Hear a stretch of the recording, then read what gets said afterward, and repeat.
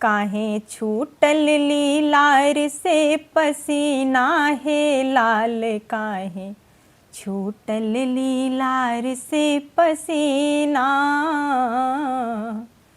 काहे छूटल लीलार से पसीना है लाल, काहे छूटल लीलार से पसीना। शरद के प्रभात रहे नाही दोपहरिया, शरद के प्रभात रहे नाही दोपहरिया,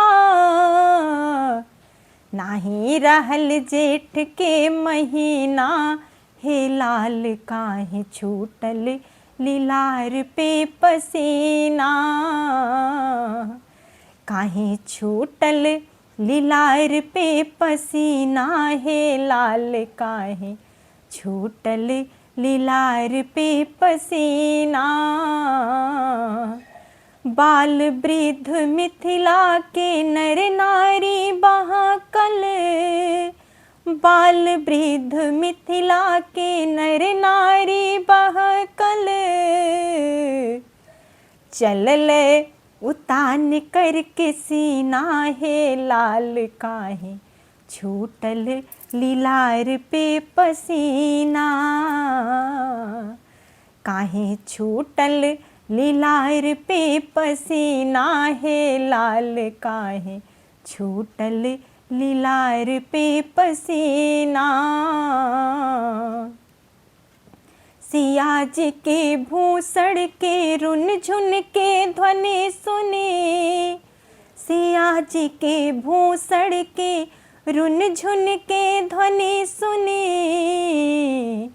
हृदय में झनकार उठल बीना है लाल, काहे छूटल लीलार पे पसीना, काहे छूटल लीलार पे पसीना है लाल, काहे छूटल लीलार पे पसीना। देखते भी देह के विदेह होई गईलन, देखते भी देह जी विदेह होई गईलन, सिया के प्रेम के अधीना हे लाल, काहे छूटल लीलार पे पसीना, काहे छूटल लीलार पे पसीना है लाल, काहे छूटल लीलार पे पसीना। नेह निधि नारायण सिया जुआ गोठी, नेह निधि नारायण सिया जुआ गोठी, काहे तू अंगूठी के बन गया नगीना हे लाल, काहे छूटल लीलार पे पसीना,